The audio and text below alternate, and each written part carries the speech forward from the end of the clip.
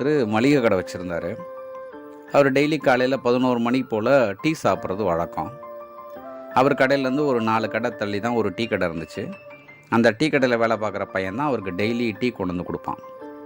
அப்படி டீ கொண்டு வர்றப்போ கடையில் நிற்கிற கஸ்டமர் யாராவது இருந்தாங்கன்னா அவங்கள கூப்பிட்டு, உலகத்திலே ரொம்ப முட்டாள் இந்த பையன்தான், உங்களுக்கு நான் அதை எப்படி நிரூபித்து காட்டுறேன் பாருங்கள் அப்படின்னு சொல்லிட்டு ஒரு 2 ரூபா காசும் ஒரு 5 ரூபா காசும் எடுத்து 2 கையில் வச்சுக்கிட்டாரு.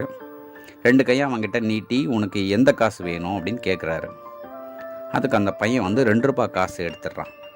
எடுத்துகிட்டு இவர் டீ சாப்பிட்டு முடிச்சோன்னா அந்த கிளாஸ் எடுத்துகிட்டு போயிட்டான்.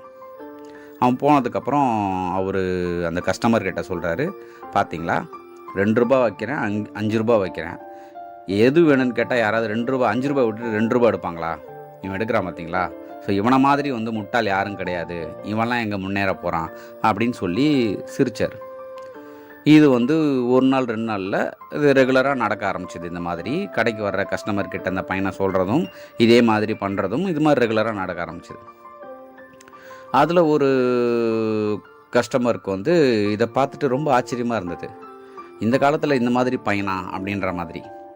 ஸோ என்ன பண்ணார், அவனை ஒரு தடவை ஃபாலோ பண்ணி போயிட்டு அப்புறம் அவனை கூப்பிட்டு கேட்டார், ஏன் தம்பி அவர் 2 ரூபாவும் கேட்டார், 5 ரூபாவும் காமிச்சார், உனக்கு எது வேணும்னு கேட்கும்போது நீ 5 ரூபா எடுத்துக்காமல் 2 ரூபா எடுத்துக்கிட்ட அப்படின்னு கேட்டான். அப்போ அந்த பையன் சொன்னானா, நான் என்றைக்கு அந்த 5 ரூபாய் எடுக்கிறனோ அதுக்கு அடுத்த நாள்லேருந்து அவர் என்கிட்ட காசை நீட்ட மாட்டார், நான் 2 ரூபாய் எடுக்கிறதுனால தான் அவர் டெய்லி என்கிட்ட காசு நீட்டுறாரு அப்படின்னு சொல்லி அந்த பையன் சொன்னானா. இது ரொம்ப சின்ன விஷயமா இருக்கலாம், ஆனால் நம்ம எல்லாருமே நினைக்கிற ஒரு பெரிய ஒரு விஷயத்தை தான் அந்த பையன் சொல்லியிருக்கான்.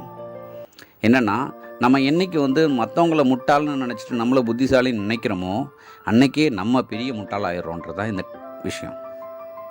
ஏன்னா அந்த பையனை முட்டாள்னு நினைக்கிற ஒரு நிமிஷமும் தான் முட்டாள் ஆயிடுறோம் அப்படின்றது அந்த கடைக்காரருக்கு தெரியாத மாதிரியே நம்மளும் மற்றவங்கள முட்டாள்னு நினைக்கிற நிறைய நேரத்தில் நம்ம முட்டாள் ஆயிடுறோன்றது மறந்துடுறோம்.